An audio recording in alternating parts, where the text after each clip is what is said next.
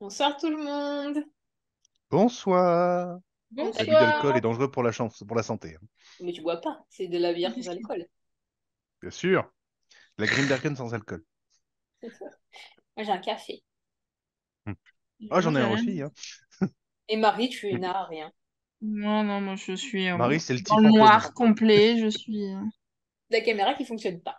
Non, ça me gonfle d'ailleurs. Si quelqu'un peut m'aider, ça m'arrangerait. Au secours, aidez-moi, sortez-moi de là.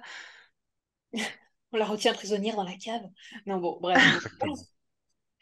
Cette semaine, nous avons lu Futur à l'abri de Charlotte Benoît aux éditions de Livresque. Donc c'est l'histoire, c'est une dystopie où on va suivre Chris qui est un être spécial. Chris vit dans un abri ultra surveillé, dans un futur un peu Qui semble post-apocalyptique. post-apo, ouais. Ouais. Et la particularité de Chris, c'est qu'il est unique, c'est-à-dire que les futures générations, tous les humains naissent avec un jumeau.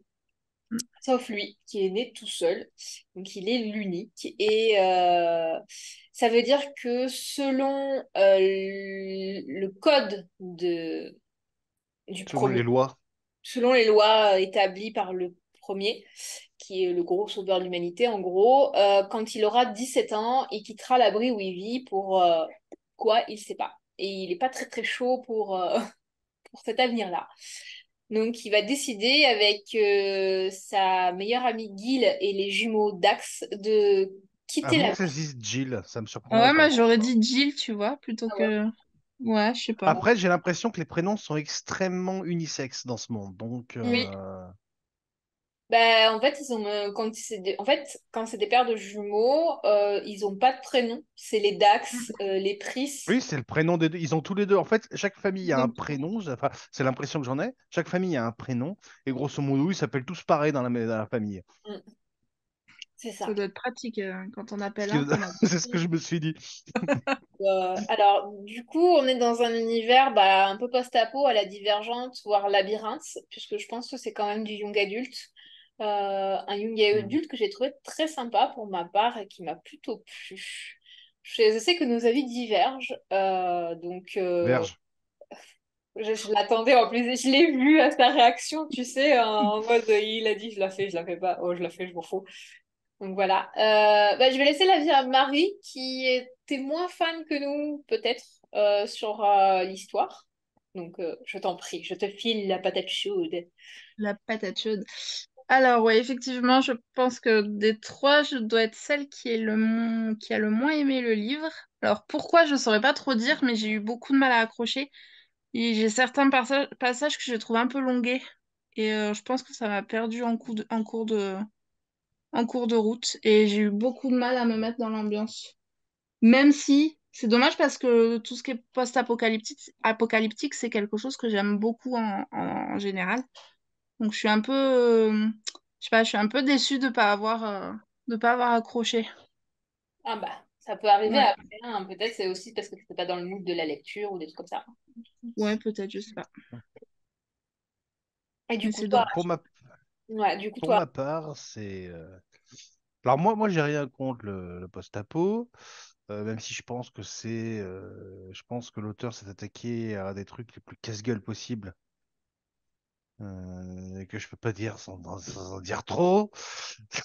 Mais pour moi, elle s'est attaquée franchement, je pense que c'est le casse-gueule de scénario numéro un. Ce qui demande je vois ce beaucoup de que tu courage et une sacrée audace. Je dis Ouais. pas que c'est mal fait, bien au contraire, c'est bien fait, ça embrouille suffisamment pour que tu te dises ouais, c'est bon, c'est bien ce sujet-là. Après, non, sinon après l'histoire est intéressante, plutôt bien menée. Euh, je trouve que l'ambiance de départ est extrêmement sympa, enfin sympa. J'ai beaucoup apprécié l'ambiance de départ et ça m'a rappelé un petit peu d'une certaine manière, je sais pas si vous avez vu la série Les 100. Non, mais je connais. Toute une saison ou partie de saison se déroule en fait dans une sorte de bunker où il y a des survivants qui y vivent depuis des décennies et des générations. Et ça m'a fait un peu penser à cette ambiance. J'imaginais le côté extrêmement glauque et claustrophobique Ouais. de cette ambiance souterraine et ces gamins qui au final essayent mais, de s'adapter à tout ça, qui trouvent ça normal au final puisqu'ils n'ont jamais rien connu d'autre. Et en même temps, l'auteur a été assez intelligente pour nous donner des, des petits indices par-ci par-là de enfin, du fait que il y a quelque chose qui va pas, il y a quelque chose qui va pas. La première chose, par exemple, sur laquelle j'ai cliqué, c'est sur les jumeaux. Oui. On est dans un monde post-apocalyptique. Tout est rationné. Beaucoup de personnes ne mangent pas à sa faim tous les jours. Mm. Mais il y a un jumeau sur deux. C'est clair. Devenez cannibale, merde. Mais non, non, non, mais c'est tout Mais mise bête. Mais à la quand je dis distance, ça, hein. je me dis, Ouais, non, mais oui, pour faire qu'il y ait moins de bouche à nourrir, oui, c'est sûr. oui, Mais voilà, oui. c'est ça. Et puis d'un autre côté, ben, je trouve que qu'il ne le fasse pas, justement, ça met la puce à l'oreille. On se dit, qu'est-ce qu'il y a Ouais. derrière? C'est pas forcément mettre un gros panneau, attention, truc louche. C'est plus donner des petits trucs Des comme petits ça, des petits indices. Ouais. réflexes, des trucs qui semblent normaux pour tout le monde, mais qui pour une personne extérieure fait se dire, il y a quand Ouais. même des choses Il y a un peu anguille sous étranges roche. là-dedans. C'est, il y a baleine sous gravillon, c'est pas Ouais, possible. voilà, c'est ça. Bon, Bah, après, c'est propice. Après, ce genre d'univers aussi est propice à ce genre de réflexion, mm. puisque pour les post-apocalyptiques, sont quasi unanimement des dystopies. Les Et il y a toujours un post-apo truc. avec ce côté un peu. Ah, comment c'est quoi le mot? Euh, Propagande, culte de la personne, donc Mm. despotisme, puisque le Oui. premier gouverne sur tout le monde avec ses lois et ses règles, parce qu'il a sauvé l'humanité, parce que si, parce que là. Donc forcément, il y a ce côté qui est très bien représenté avec tout ce côté oppressant de l'abri, donc qui est vraiment Mais qui plonge. oppressant, oui, et en même temps, quand tu lis un petit peu les réactions des uns et des autres, tu comprends que si c'est oppressant, c'est aussi extrêmement sécuritaire comme un cocon pour eux. C'est ça, Tout n'est hein. pas Parce qu'ils parfait, connaissent que ça mais oui, aussi. voilà, c'est ça, ils ne connaissent que ça.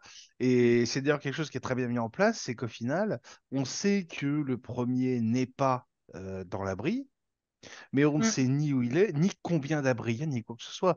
Et ça Ouais. met bien en avant ce côté volontairement gardé dans l'ignorance que je trouvais intéressant. Mm. Ça C'est fait un là où peu secte. intervient un de mes points, comment dire, un de mes gros problèmes, c'est le personnage de Jill. Le personnage de Le Jill, j'ai personnage de pas Jill, réussi à m'y attacher. en fait, le problème, c'est que le personnage de Jill, pour moi, elle a des réflexions Mm. et des positions que ne peut avoir que quelqu'un qui a connu autre chose. Je pense elle a une, alors dans l'histoire de Jill, qui n'est pas une unique, mais qui est une unique involontaire, c'est-à-dire qu'elle a perdu Non sa sœur naturel. non naturelle, comme ils disent dans le bouquin, car elle a perdu sa sœur dans un incendie. Donc elle a été cassée de ce cocon où elle ne pensait plus à deux, elle a commencé à penser par elle-même en quelque sorte. À mon sens, c'est ça, quand tu es en paire de jumeaux, tu réfléchis pas, tu as ton complément et tu agis.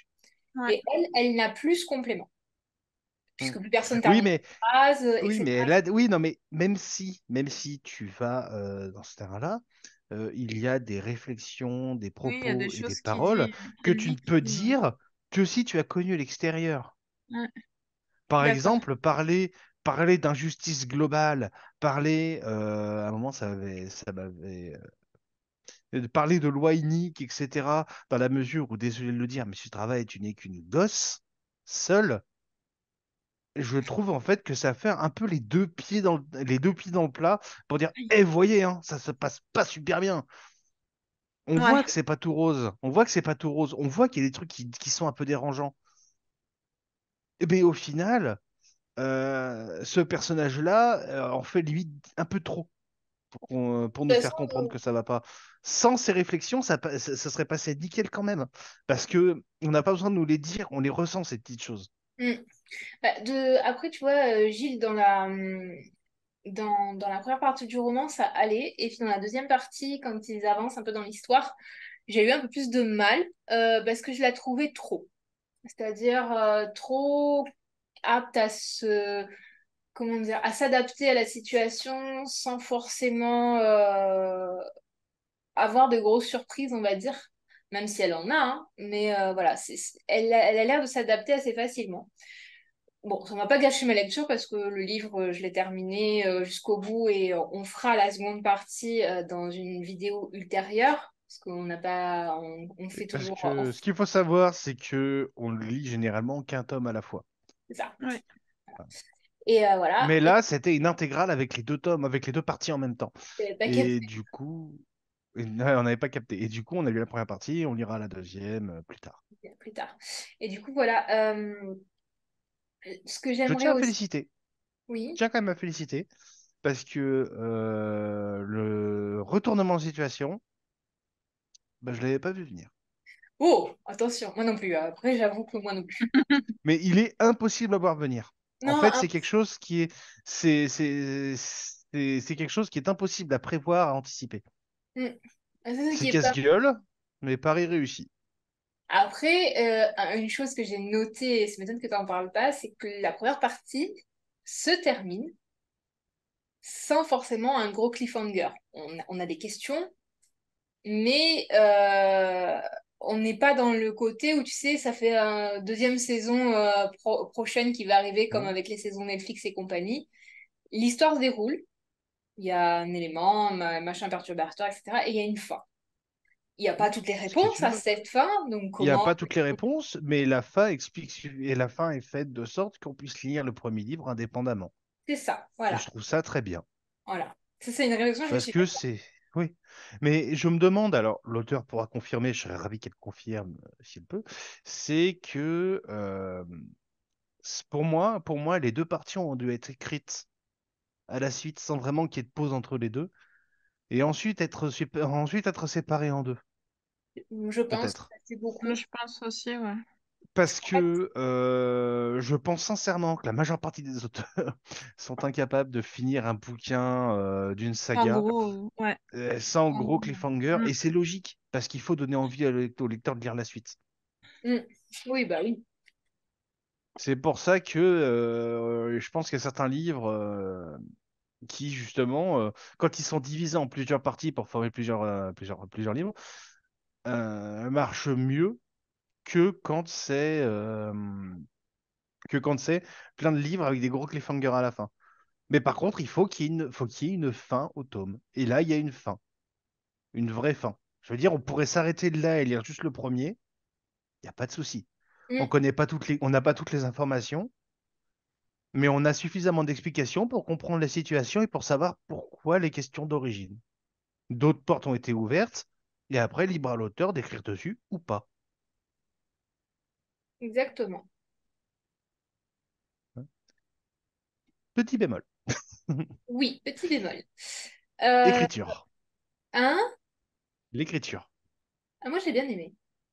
En fait, moi, j'ai deux problèmes avec l'écriture. D'abord, l'idée que les jumeaux se complètent l'un l'autre en termes de phrases, c'est insupportable. Enfin, Ouais. pour moi. J'ai eu du mal à suivre, moi, Je personnellement. reconnais Alors, que moi, ce qui m'a ça. le plus horripilé, c'est cette je- conception qu'il y a deux pères, deux mères, deux enfants.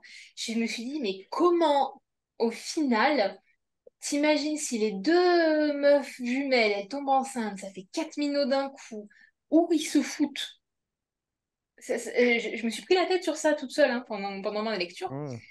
Et autant qu'ils ne complètent pas leurs phrases, un truc qui m'a choqué, c'est pourquoi Jill est arrivée à s'habituer à ne qu'on ne termine plus ses phrases. Tu vois, c'est une question qui m'est posée et qui m'a rendue dingue durant ma lecture. Mm. Parce que tu Ouais, vois, autant les Dax, on les voit qui sont hyper complémentaires, ils se lâchent pas d'une bride, ils se pensent ensemble, ils font tout ensemble. T'as Gilles qui c'est est de une la symbiose. unique involontaire qui a perdu cette symbiose et bon peut-être que c'est parce qu'il y a du temps qui est passé etc mais je me suis retrouvée à me dire mais pourquoi elle n'est pas plus perdue que ça bon elle l'est perdue Mais quand même hein. Mais voilà ah bah, on sent qu'elle est paumée, qu'elle a du mal à se. Enfin, moi, j'ai senti en tout cas qu'elle était pas. Qu'elle était. J'ai du mal à trouver sa Qu'elle, pas- place. qu'elle- C'est Oui, ça. Elle avait pas de place après Ouais. à part entière à cause de ça. Et c'est d'ailleurs justement pour ça qu'elle est aussi proche de Chris. oui, c'est vrai. C'est parce que justement, c'est le seul à être seul. Mm. Et c'est aussi pour ça qu'ils se comprennent aussi bien. Et s'ils ne se complètent pas en termes verbaux, ils se comprennent instinctivement et C'est automatiquement. vrai. Au final, ça va être un peu dégueulasse vu que c'est un petit couple, les deux là. Bah, au final, ce sont des jumeaux d'adoption. C'est vrai. Ouais, c'est ça. Donc, je pense que c'est pour ça aussi que ça se sent moins. Si le protagoniste avait été, je dis comme ça, si le protagoniste avait été Gilles et n'avait pas eu son contrepartie avec Chris, oui, là je suis complètement d'accord, ça m'aurait fait extrêmement bizarre. Mais dans la mesure où il y a Chris, ça passe. Puisqu'au Mm. final, on se rend compte de plusieurs choses. Un, être unique, bah, c'est pas unique. Et deux uniques peuvent très bien former une paire à leur manière. C'est vrai. Mm. Par contre, s'il vous plaît, arrêtez d'écrire au présent, les gens. S'il vous plaît. Le temps Ouais. de la narration, c'est le passé. C'est la grande mode, le présent. Là, j'ai du mal Oui, avec. je sais, mais le temps de la narration, ça reste l'imparfait. Ah ouais, non, mais je suis d'accord En avec tout toi, cas, j'aime pour pas. moi, dans ma conception des choses, le temps de la narration, c'est l'imparfait.